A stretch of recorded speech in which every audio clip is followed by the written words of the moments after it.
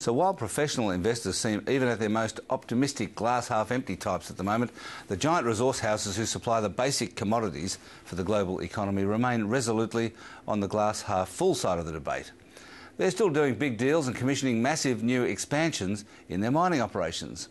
I spoke to one of the biggest miners in the game, Rio Tinto chief Tom Albanese, to see whether any caveats were appearing in his bullishness.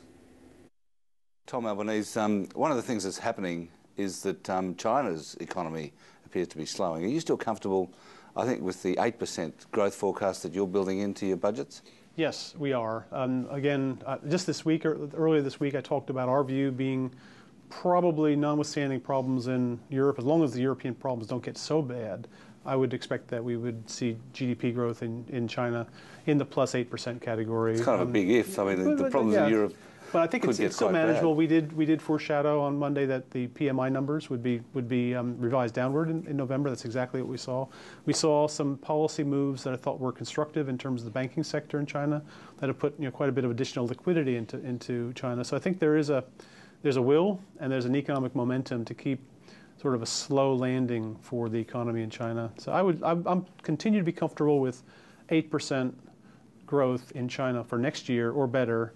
Even in an environment where it's sort of a full commercial solution for the problems in Europe are still some way off. We've recently seen iron ore prices fall off a cliff, really, and then this week metals prices on the LME rose enormously, 5% in the copper. So I mean, obviously, what we have is a tremendous amount of volatility. Yeah, quite a bit of volatility. I mean, of course, iron ore prices fell off the cliff in October, but they've been slowly crawling up the cliff over the past 3 weeks. So we're not in bad territory in terms of iron ore pricing right now. We have had weakness all through the, really since July in terms of the LME metals, but they have actually seen some recovery. But I'd say in this environment, the markets are trying to react and anticipate to what they think the economy is going to look like next year. What do you think the key themes are going to be for you and your industry next year? I think the most important key theme for us will be running a business as large as we have with such large capital projects in an environment which is realistically going to have higher levels of volatility than we would have assumed a couple of years ago. And I don't think this volatility is going to go away. If anything, we should expect more of these gyrations of all of our prices as we move forward. So who do you have to keep calm then? You've got to keep your board calm in the light of all the volatility in terms of the money you're spending, because you are clearly spending a tremendous amount of money based on optimism about the long term. We have to again, working closely with the board, working closely with our investors, but also with the management team. The management team has to recognize that we cannot take an economic forecast and assume that that's gospel and then plan around a business. We have to actually think about how you adapt the business for that environment of volatility. So it's a lot of time with the organization, with the board, of course, with our shareholders, and with the markets. But again, from my perspective, we see strong underlying fundamentals in our sector. If anything, those fundamentals are only going to get better over the next several years. But we have to be cognizant of the fact that we are going to work in an environment of high volatility while we see the sector fundamentals continuing to progressively improve. Our capital intensity is getting higher. It's taking longer to build operations. It's harder to get an entry position in this sector. So I think from a Rio Tinto perspective, we have some of the best assets of the business. We have a great organization, and we have a good long-term prospect in something that's actually increasingly challenging for other companies. So I think we're in a pretty good place. Do you have a view of what the floor price of iron ore is? Your counterpart at Vale said it was $120. For this year, last year, once the price dropped below 120, it moved up again. I think to some extent that's because the marginal producer in China would have a cost well above $120 per ton. And I think that's the case this year, was the case last year. It may be the case next year, but I wouldn't assume that's the case forever. As a matter of fact, as some of the large expansions come on over the next several years, I think that floor price will be progressively dropping. And what's your margin at $120? I mean, we're making money. We're making money. Your cost is well below that. Our Pilbara business is designed to operate well and stay profitable at prices in the 120 range.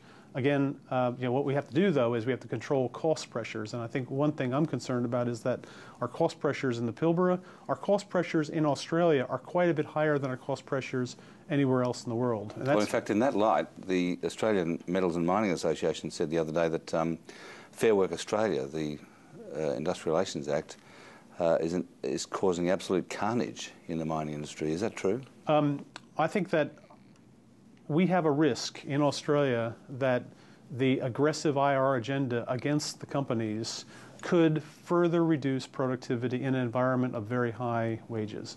Our average pay in Australia is multiple times that of any other country in the world. Even in the U.S., we're probably paying twice as much for the same worker in Australia as we are in the U.S., without necessarily higher productivity.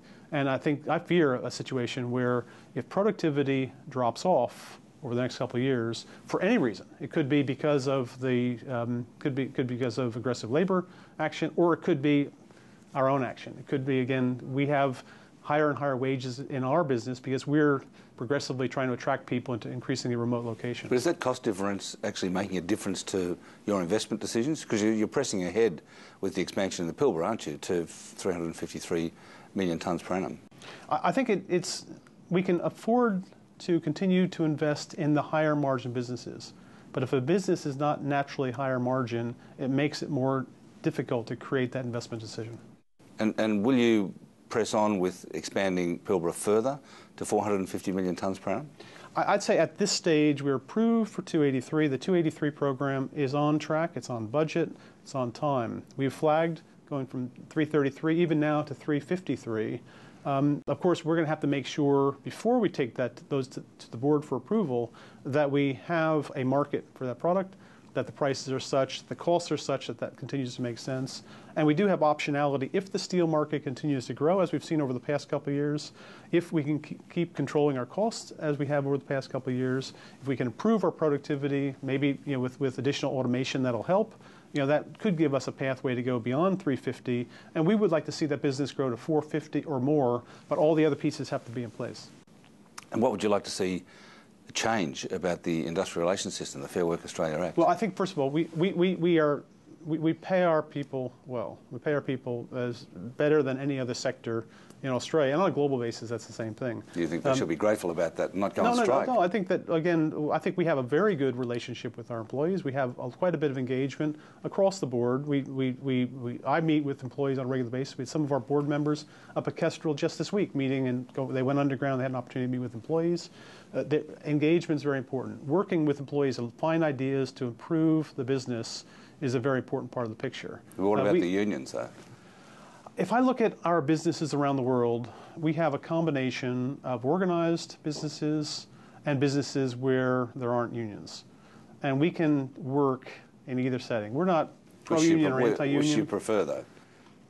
I think the unions that come to us and say we can work together and find a way to help is a much better situation than one we're saying, well, we don't like you and we're going to stand in the way of your being successful. But what do you get in Australia? I think that we've had a constructive relationship in Australia, and I've been pleased with the constructive relationship we have. We've had some good success in the Hunter Valley over the past several years with the unions, and it is a good relationship, and I want to see those good relationships continue. The militant type relationships are the ones that can actually set back relationships, and they can also set back performance. You seem to have won the battle for Hathor Resources in Canada, where you'll get ownership of the business, but you'll have to sell 51% of it, won't you, because the limit is 49%? First of all, we are happy with the being successful with the Hathor bid. We will be working with the Canadian government, and I think that over the next several years, we will be basically pressing the point that we can operate a uranium operation in Canada as well as we can, as a resident Canadian, can operate.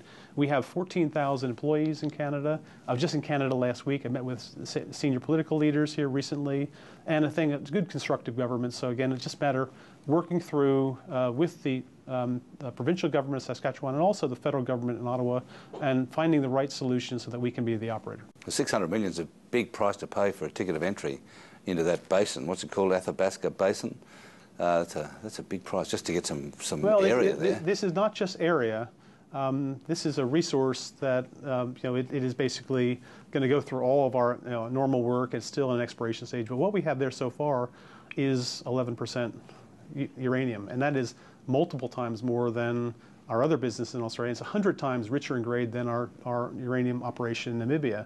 So again, it's a very attractive resource. It's small in size, but very high in grade, and I think it will become a significant producer of uranium realistically in the years ahead, not in the near term. But we would say in the post-2020 period that there will be a strong need for uranium for that nuclear sector there, particularly. Despite what's happened in Japan? I've been to Japan twice since the earthquake, and so I had the opportunity to meet and discuss that and where the future of nuclear power is going to go in Japan, and also where it's going to go in Europe and the U.S., particularly in China. I think what we're going to see increasingly in the next several years is that the Chinese will continue to take a bigger and bigger part of the global nuclear picture, and they're going to need the uranium. Thanks for talking to us, Tom Albanese. Great to be here today.